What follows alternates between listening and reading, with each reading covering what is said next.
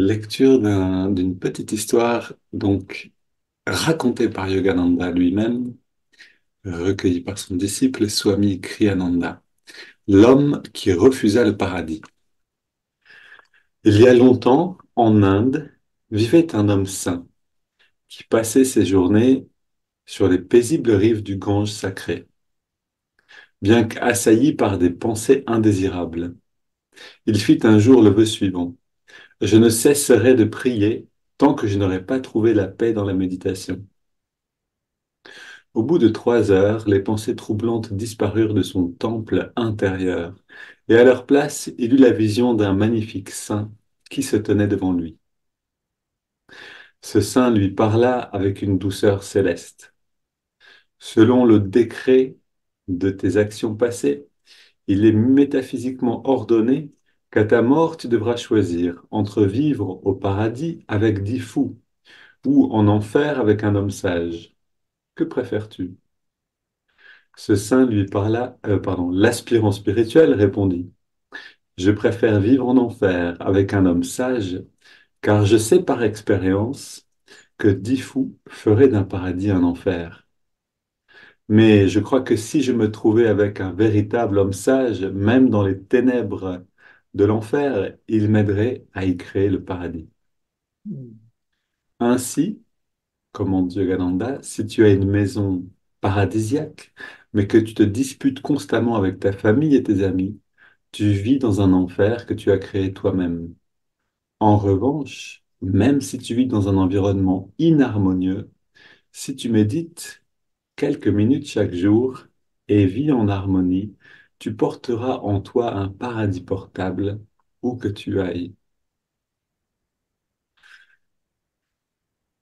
Tout est dans, bien sûr, la conclusion, à la fois le, la leçon, mais aussi le moyen, c'est-à-dire comment arriver. On a tous vécu ça, je pense, hein. On a une maison, on a une compagne, on a un mari, voilà, on a une famille. Quand dans cette famille, les choses se passent en harmonie, d'autant plus quand on est nombreux dans cette famille. Vous savez, les familles avec 4 enfants, 5 enfants, quand tout le monde s'entend bien, c'est la fête à la maison. C'est vraiment une fête constante. Et on est tous contents d'être ensemble, de jouer ensemble, de faire les choses ensemble, de servir ensemble, de mettre le couvert ensemble. Alors que quand règne la discorde, c'est un enfer. Et quand la discorde règne dans une famille nombreuse, alors c'est d'autant plus un enfer. Donc ici, on a vraiment, mais même quand on est simplement à deux, en fait, hein, on connaît tous ça. On a besoin finalement de trouver cette harmonie, ce que Yogananda appelle le paradis portable. Et il le dit, si tu médites quelques minutes chaque jour et vis en harmonie, on connaît la, on connaît la recette, c'est-à-dire c'est vraiment l'histoire le cours en ligne donné par Ananda, c'est euh, d'abord apprendre à méditer, apprendre à se retirer, apprendre à digérer le vécu émotionnellement, à intégrer les choses, à ordonner les choses, à comprendre et à grandir, à se recentrer. Et en même temps, apprendre, et c'est le second module, à vivre en harmonie avec le monde. Les deux choses vont ensemble. Et si on peut vivre les deux, alors quel que soit l'état de nos proches, en fait, et ça, c'est vraiment la merveille de ces enseignements, la merveille des enseignements du yoga, si on les comprend réellement, c'est-à-dire yoga dans le sens de l'union avec le divin, c'est que si on applique ces enseignements de manière méthodique, régulière, euh, et constante, on va rentrer dans ce paradis portable. Et dans ce paradis portable, finalement, qu'une personne autour de nous, peut-être dans notre environnement vraiment proche, dans notre maison, que cette personne se sente bien ou se sente pas bien, qu'elle se sente en harmonie ou en colère, qu'elle se sente, quel que soit son état, on va pouvoir, nous, rester dans un paradis portable. Et ça, c'est une merveilleuse expérience. Alors si Pour ceux qui voudraient faire l'expérience du paradis portable, est-ce qu'il y a un raccourci? Alors moi, j'ai tendance à dire qu'il y a une manière de rentrer dans ce bien-être euh, assez assez directement, mais en fait, tout dépend du prix qu'on veut payer. Vous savez, c'est-à-dire si on va méditer beaucoup, mais qu'on peut méditer beaucoup, c'est important aussi. Si on ne peut pas méditer beaucoup et qu'on se force à le faire, on va juste s'endormir ou se disperser, donc ça ne va pas nous aider. Mais si on peut méditer beaucoup, si on peut méditer un petit peu dans la nuit, si on peut méditer dans des moments qui sont vraiment propices, et des moments qui sont propices à la méditation, en particulier au lever du soleil, au zénith, au coucher du soleil et au milieu de la nuit. Ces quatre moments sont particulièrement intéressants. Mais donc, si on peut méditer un peu plus et si on peut rester un peu en silence pour garder l'énergie de la méditation à l'intérieur, le seau à lait divin rempli de ce nectar, ne pas le déverser avec quelques mots qu'on aurait dit sans faire attention, on va en ressentir plus. Et une autre manière que j'aime beaucoup, c'est de se tremper dans l'eau froide, parce que quelque chose se passe ici. Alors pourquoi est-ce que on baptise dans l'eau froide? Pourquoi est-ce qu'on trouve ça dans l'hindouisme, dans le christianisme? En fait, dans de nombreuses... Pourquoi est-ce que les yogis se trempent dans l'eau froide, au-delà des religions? Beaucoup connaissent maintenant avec le- les recherches scientifiques, avec Iceman, cet homme qui se trempe dans l'eau, cet Hollandais dont j'ai oublié le nom. Euh, bref, pourquoi est-ce que l'eau froide a cet effet-là? Pourquoi est-ce qu'on utilise tant l'eau froide pour se sentir mieux? Aussi parce qu'elle nous purifie. Elle nous purifie littéralement, alors temporairement, certes, mais elle nous donne accès temporairement a une perception qui est lavée de cette tension intérieure. Et donc, vous savez, la douche froide, quand on est en colère, prendre une douche froide, en fait, ça peut fonctionner. Alors, il faut vouloir le faire. On est d'accord, je ne vous pousse pas forcément à le faire si ce n'est pas votre tasse de thé, c'est-à-dire si vous avez un peu du mal avec le froid, mais il y a des moyens.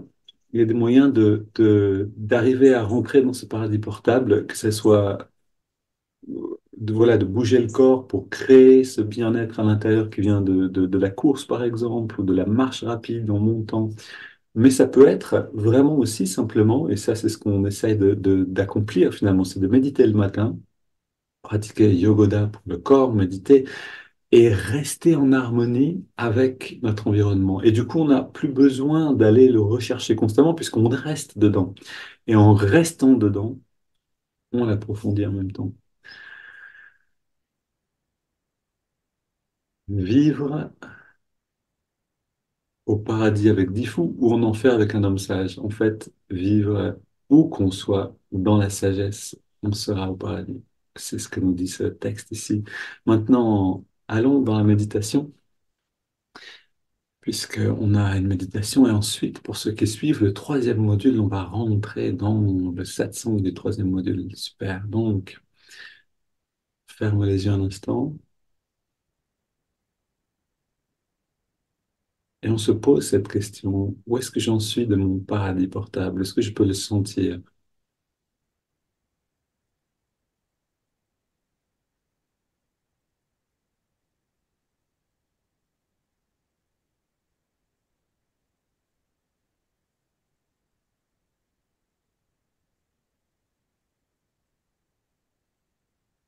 Et si je peux sentir ce paradis portable, même un tout petit peu, alors en l'observant, cette qualité-là de bien-être, de détachement tranquille, va naturellement grandir.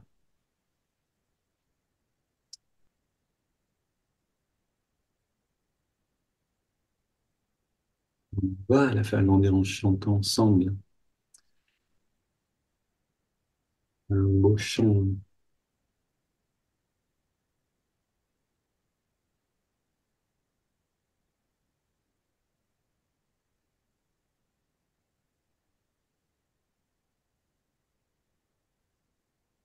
Justement, ce chant qu'on chante souvent ensemble, mais qui convient tellement bien. C'est-à-dire, je vous envoie tout de suite les paroles.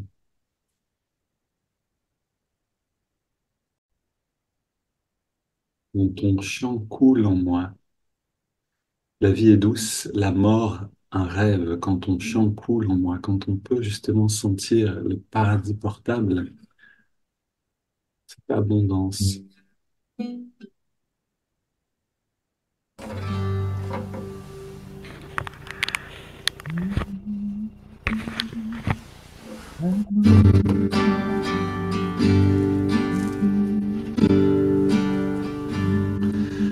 La vie est douce, la mort un rêve. La vie est douce, la mort un rêve. Quand on chante, coule en moi, Seigneur, quand on chante, c'est coule en la joie est douce, la peine un rêve. La joie est douce, la peine un rêve. Quand on chante, roule en moi, Seigneur, quand on chante, s'écoule en moi. La santé est douce, la maladie un rêve. La santé est douce, la maladie un rêve. Quand on chante, roule en moi, Seigneur, quand on chante, s'écoule en moi. La louange est douce, le blâme un rêve. La louange est douce, le blâme un rêve. Quand on chante, coule en moi, Seigneur, quand on chante, s'écoule en moi. La vie est douce, la mort un rêve. La vie est douce, la mort un rêve. Quand on chante, coule en moi, Seigneur, quand on chante, s'écoule en moi. La joie est douce, la peine un rêve. La joie est douce, la peine un rêve. Quand on chante, coule en moi, Seigneur, quand on chante, s'écoule en moi. La santé est douce, la maladie un rêve. La santé est douce, la maladie un rêve. Quand on chante, coule en moi, Seigneur, quand on chante, s'écoule en moi. Quand on chante, coule en moi, Seigneur, quand on chante, s'écoule en moi. Quand on chante, coule en moi, Seigneur, quand on chante, s'écoule en moi.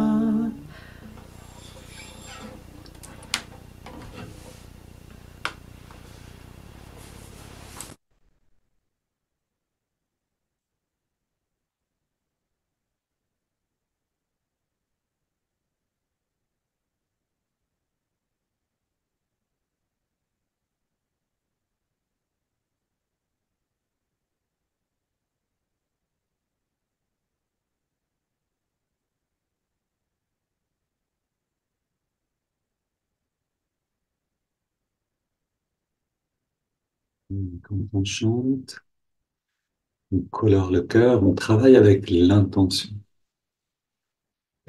L'intention de sentir ce chant divin qui s'écoule en nous.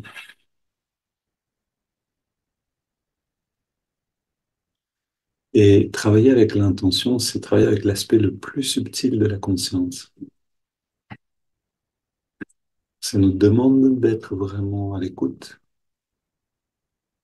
vraiment réceptif, vraiment détendu.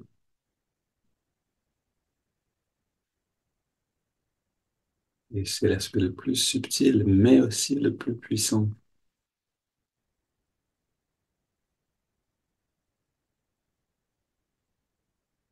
Il disait un grand yogi, croyez, demandez en croyant que vous recevez ce que vous avez demandé.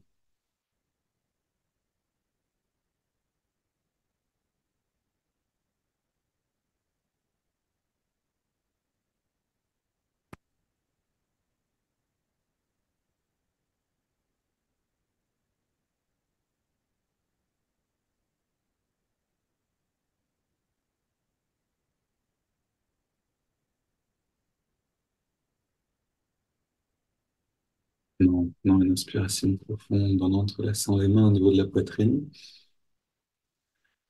Expire les mains vers l'avant, on arrondit le dos. Inspire, on étire vers le ciel. Expire, on se penche vers la gauche. Le corps bouge, mais nous, on est toujours dans le paradis portable. Inspire, on étire vers le ciel. Expire vers la droite. Inspire au centre. Expire, on se tourne vers la gauche. On pose les mains et on va un petit peu plus loin dans la rotation.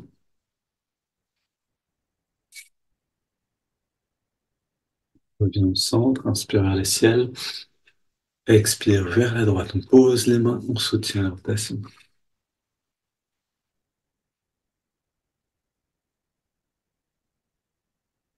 On revient au centre, on pose les mains derrière nous, on se penche un petit peu vers l'arrière pour resserrer les coudes et les épaules en arrière. Le cou, on n'a pas besoin de le laisser tomber en arrière, ça va pas nous apporter grand-chose. On prend deux grandes respires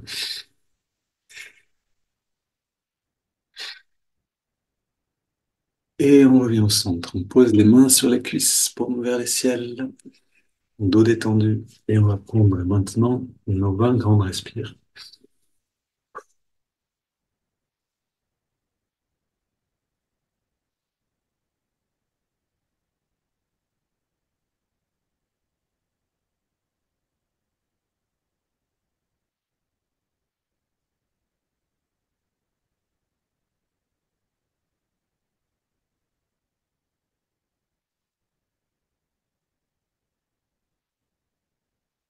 Les 10 dernières, ça va très vite. Essayons d'augmenter un petit peu l'amplitude des respires pour saturer le corps en oxygène et en énergie.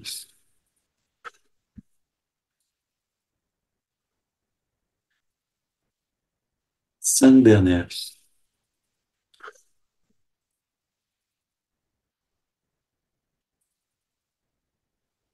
Deux dernières.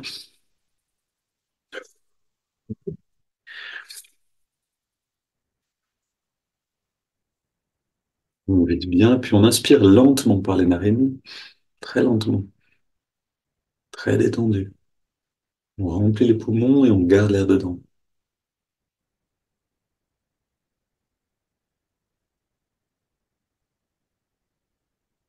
Et en rétention, on détend tous les muscles comme si on était en apesanteur.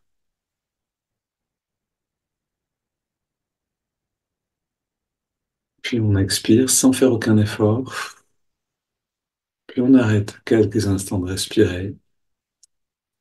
Et dans cette pause, on entre dans les sensations intérieures.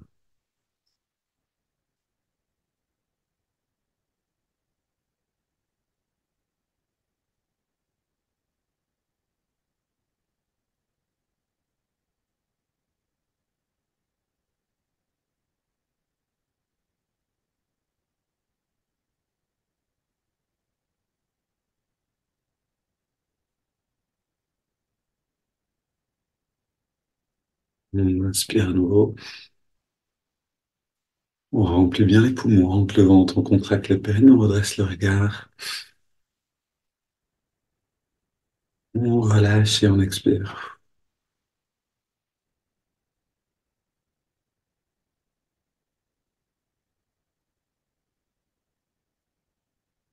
On laisse le corps respirer naturellement, sans rien contrôler. Si on est vraiment attentif, on va découvrir un monde de perception subtile, révélé par ces 20 grandes respirations, par ce temps de rétention et le mouvement vers l'intérieur. Si on n'est pas attentif, on ne va pas voir grand-chose. Alors apprenons à être à l'écoute. Pour être à l'écoute des autres, on a besoin d'apprendre à être à l'écoute de soi-même.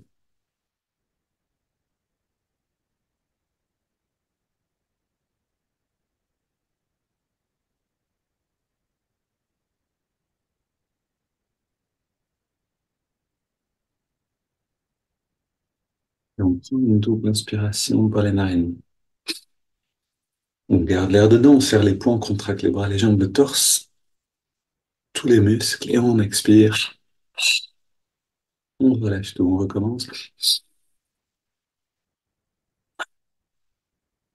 Et encore une.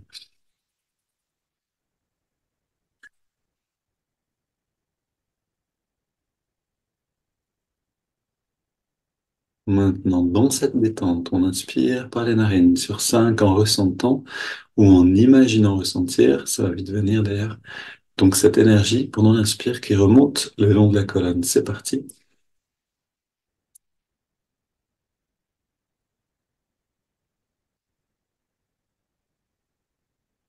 On garde l'air dedans et on concentre toute l'attention à la jonction des sourcils. On expire, toujours sur 5. On sent ce bien-être qui se diffuse dans tout le corps et on inspire à nouveau sur le même rythme.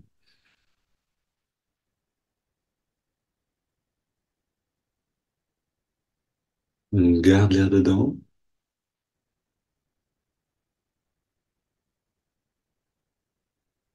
expire,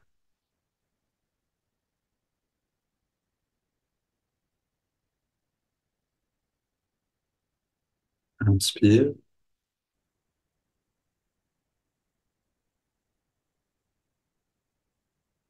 on garde,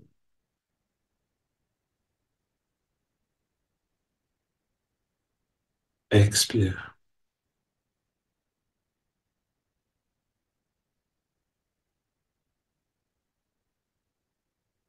inspire. On passe à travers toutes les parties de la colonne en remontant. On retient le souffle et on ressent l'œil spirituel, le lobe frontal, nourri par toute cette énergie qui remonte.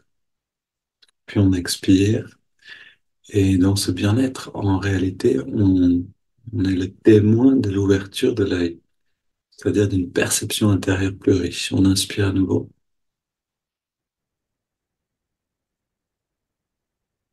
on garde l'air dedans,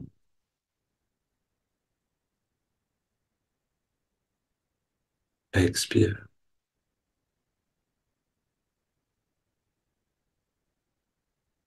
On prend maintenant une grande inspire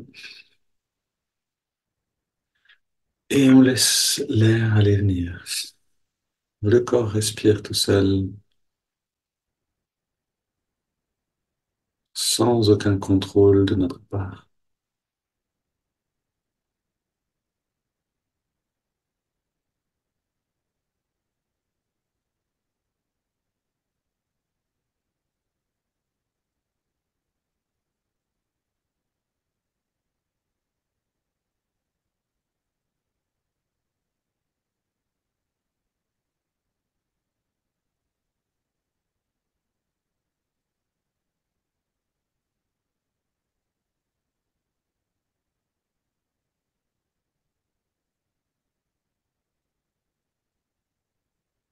On amène l'attention dans les narines et là commence tout ce mouvement d'intériorisation qui peut nous emmener au-delà du voile du corps physique, du corps d'énergie, bien au-delà. Et donc, commençons avec appétit, avec l'envie. On amène l'attention dans les narines et on ressent la fraîcheur de l'inspire, la tiédeur de l'expiration. Là où on sent l'air le mieux dans les narines.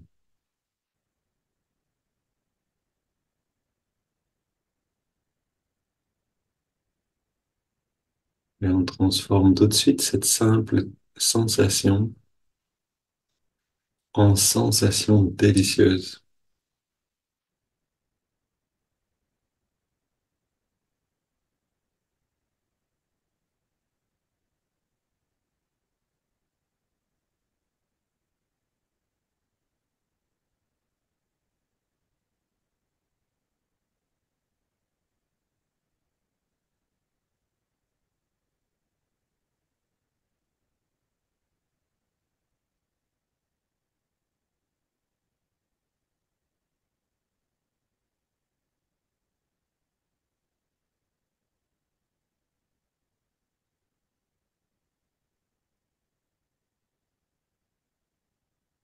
Et tout en continuant à approfondir le plaisir de la respiration.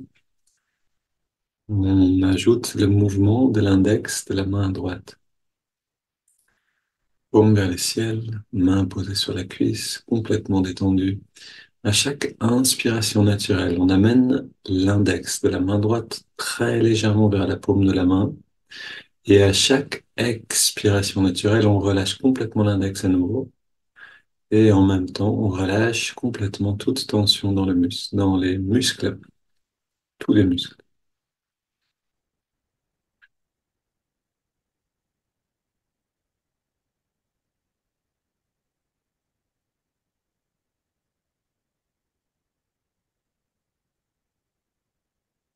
Ayons l'intention d'arriver à la plus profonde détente en seulement 5 respirations.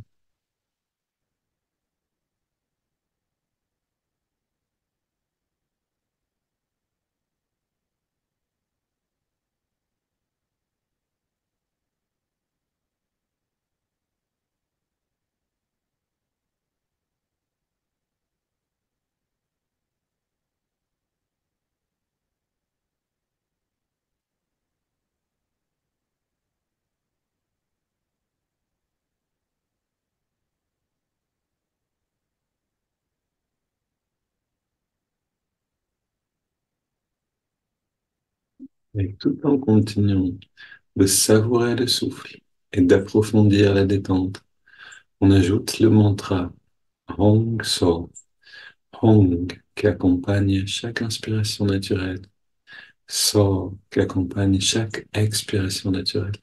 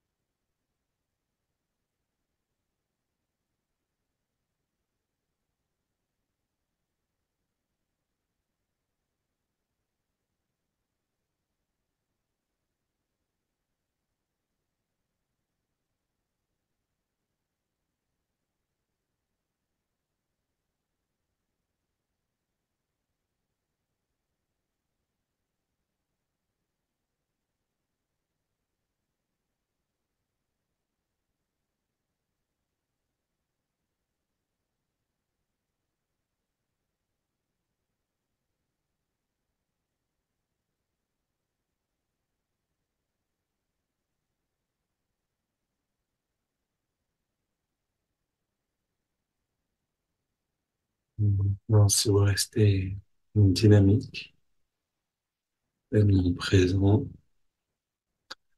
plein d'enthousiasme pour la pratique elle-même, alors vous allez changer, vous allez sentir le changement d'environnement, de perception, ce qui revient au même, et essayez de percevoir le changement progressif.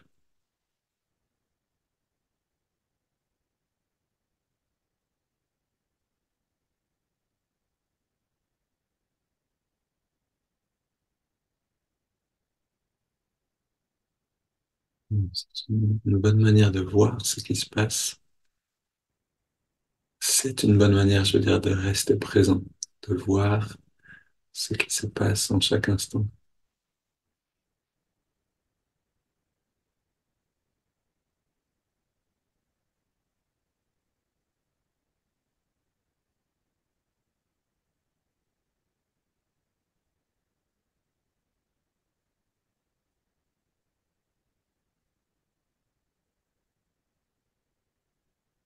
Puis on prend une inspiration profonde. On expire en 3 fois, quelques secondes sans respirer, libre de la respiration.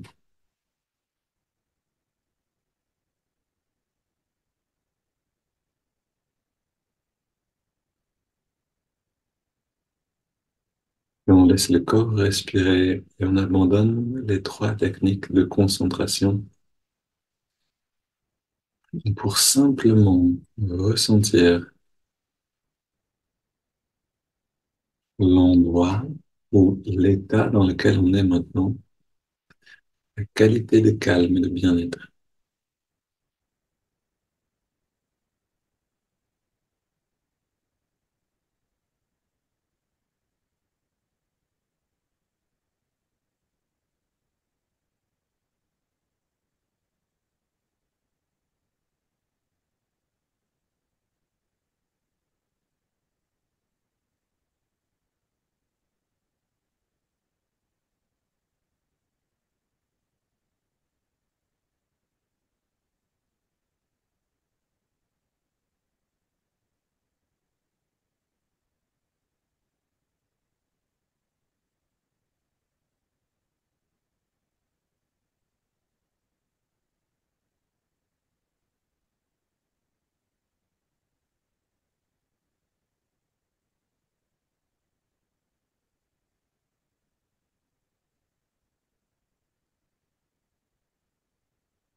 Et on laisse grandir tranquillement ce bien-être, cette qualité de conscience. On n'a pas besoin de faire, on observe simplement.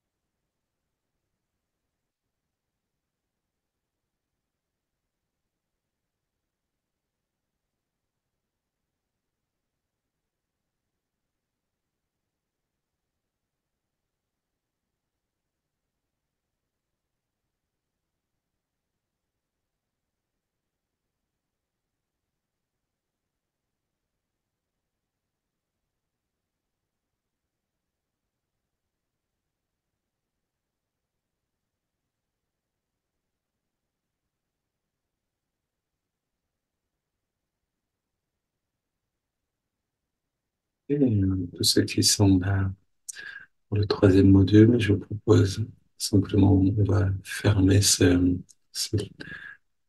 cette connexion Zoom et on va la réouvrir. Et donc de vous connecter sur le lien pour le 3e module.